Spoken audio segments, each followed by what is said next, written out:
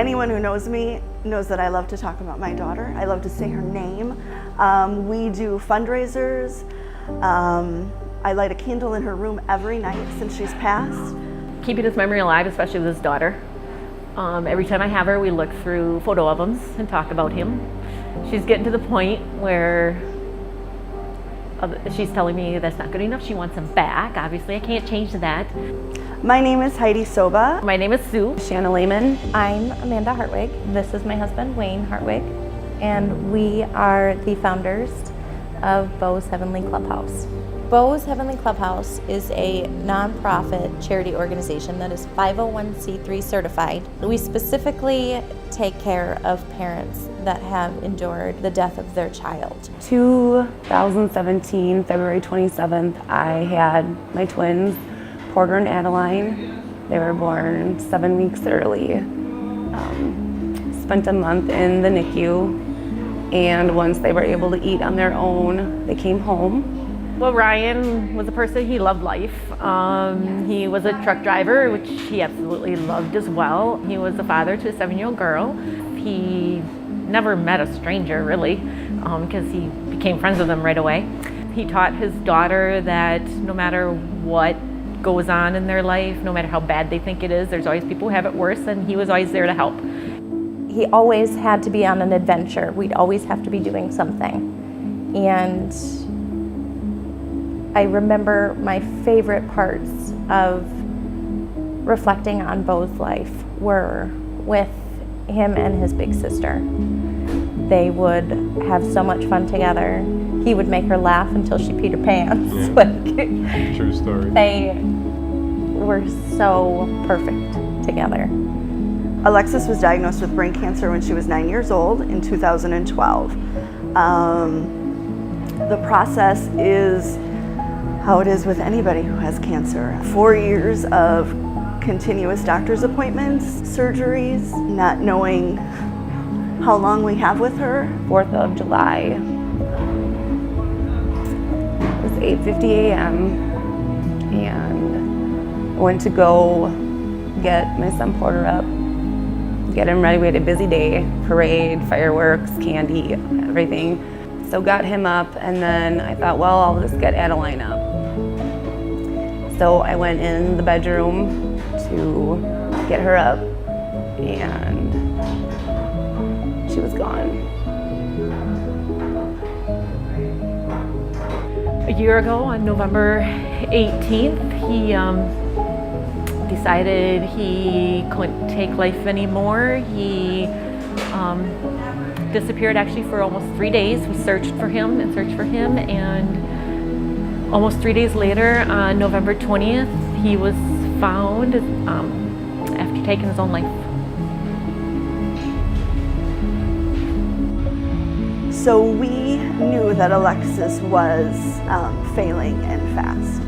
And so we went Friday, before she passed, to the funeral home, thinking that we might have still a couple weeks to plan her funeral, because I said it is going to be the biggest and most outrageous funeral you've ever been to. Everything under the sun is going to be there. Not a funeral, a celebration of life. And she passed away that Tuesday. So before we even had our second appointment to make sure that everything was in the clear, she had passed away. And I crept into his room, tried to surprise him. I got our then 5-year-old daughter up for school. She was in kindergarten. I told her to get her clothes and go into the bathroom and get dressed for the day. And his bedroom was right next to the bathroom. I can remember tiptoeing in the dark, reaching over the crib and feeling him cold and stiff. My name is PJ Schobel, and I'm the Dodge County Medical Examiner. When a child dies, the medical examiner's office is involved and is first of all notified of the death. So what my job is to meet with the family, to meet with medical professionals, and I do an interview with the family, I do an interview with the medical professionals, and I do a basic examination of the child at wherever they've passed away. My name is Dan Kepsel. I've been a funeral director with the Kepsel Funeral Homes in my family for over 10 years, and I've been fortunate enough to serve the families of Dodge County. I was introduced through to Bo's Heavenly Clubhouse through, of course, Bo's parents. Unfortunately, we all went through a journey together when they lost their son, and to see how remarkably strong they are as a family, their faith, and more importantly, their love for one another, and keeping the memory of their son alive has been more than inspirational to myself in me being a dad, and also to the countless number of families in the short period that they've been able to help folks. As part of my meeting with the family, one of the things that I often do is I do what's called a reconstruction. We meet with the family at their house, and we actually use a doll, and we ask the family to show us where the child was when they died, how they were, in the case of smaller children, how they were put to bed, for example, how they were found when they were found the next morning, and we use that doll for that reconstruction. As time goes on, I'm also the person who will order an autopsy. I don't do an autopsy if one's necessary. I get the results from the pathologist who does it. I'm kind of the liaison then between the pathologist and the family, providing them with updates as I get them, and this can be a very lengthy process. Generally will take months to finish. Now, on top of a funeral, there's more people than just the Kepsel Funeral Home that are involved. For example, there are florists, there are newspaper articles, for example, obituaries. There are cemetery expenses. All these people continue to charge because it is a business. But us at the funeral home, we provide that service. It's something that most funeral homes do, and it's something that all funeral homes should do. So outside of Bo's Heavenly Clubhouse, we work with Angel Care, which is a corporation that makes breathing monitors for infants. When somebody contacts me, it's usually a family member or a friend of a person that they know that has endured a tragedy. It is so important to have those immediately fragile moments be in communication with somebody else who gets it. After the reach out and after I have talked to the family members, we then figure out whether or not their child was under the age of 18. If they are under the age of 18, we offer financial support for our local area. So immediately in Wisconsin, the surrounding counties to Dodge County. We coordinate with all funeral homes. I am in direct contact with the personal funeral director of each individual funeral. And then we find out the financial status of what the funeral looks like. Our standard donation amount for each funeral is $250. PJ was our medical examiner for Bo, and we continue to work with him and the infant death coordinator of Wisconsin. Both of these officials have so much importance because these are the first ones on the scene. These are the first ones that have our cards in their pocket and say, hey, I know where you can get help. I know where there's people who will support you and love you through this. You're not alone. And she looked at me and she said, is my daddy dead? And I said, yeah, honey, he is. But I was always the one that fixed things. I was always the one that held us together. I was always the one that pulled us through and made things work. And I couldn't do that this time. And I couldn't change things and I couldn't make things better. I lost her, but I also lost a huge piece of me and who I was. To be honest, it took a few days. You felt like you were dreaming, that this was just a bad dream, and you hear people use that phrase, but that's honestly what it was. You're gonna close your eyes, you're gonna wake up, and this is just a nightmare. I guess after seeing your child suffer for so long and fight so hard, it was a relief to see her at peace. As much as I want her here, and I would give my own life to have her here, I know that she is with wonderful people up in heaven who love her so much, and that's just what I think about. That's what helps to get me through the day. You know, after we had to leave the hospital without our son, and we had to return home to where it happened,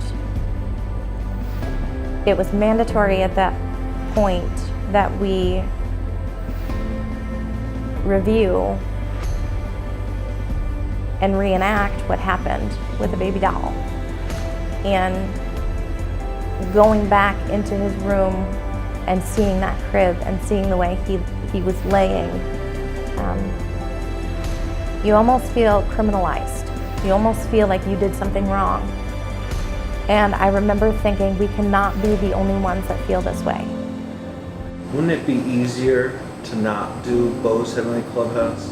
To not have to think about that day and those struggles? Wouldn't it be easier to not do that?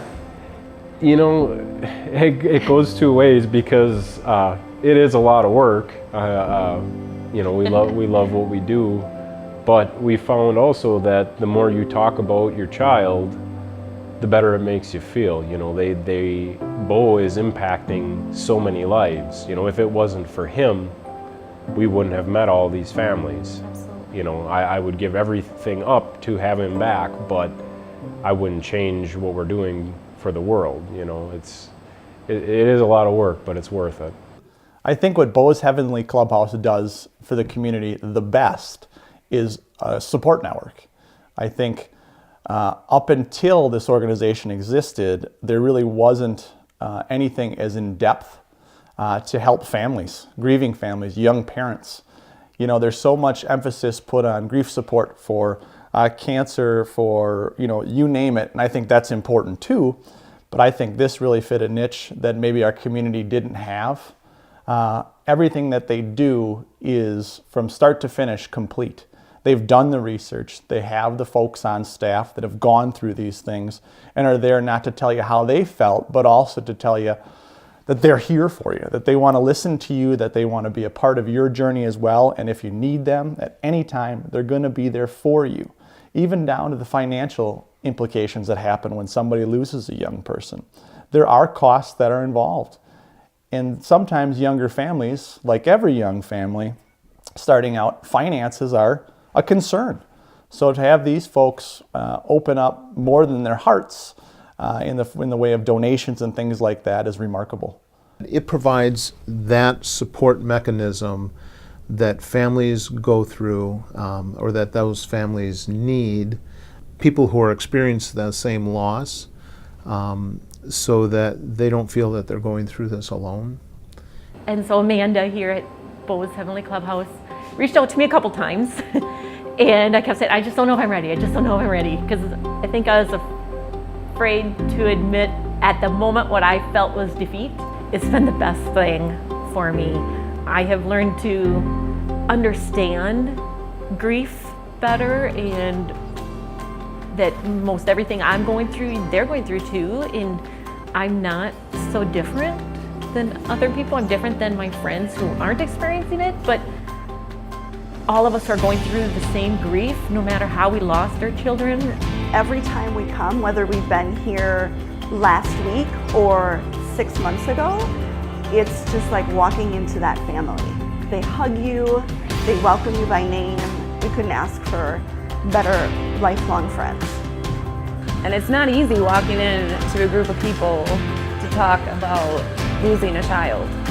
At first it was really just Amanda, and I would call her hysterical at, I don't even know what days and hours of the night, and she was always there. There was no judgment, there was compassion, and in that moment that was exactly what I needed. I guess my message would be kind of what I told myself internally at the time was, your child is always with you. to put out there about mental illness and suicidal ideation that there is help. There's no reason to be ashamed. Bo's Heavenly Clubhouse has been the best part of my grieving process. Because if you don't take that first step, grief is really difficult and you need those people around you. My biggest thing would be to say swallow your pride. You have to talk about it. You have to get it out. If you bottle it up, it'll eat you alive.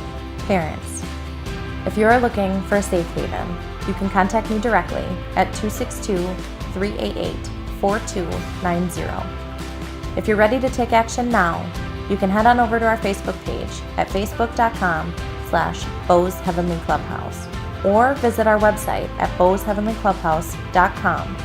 Please contact us for volunteer opportunities. We are always looking for compassionate help.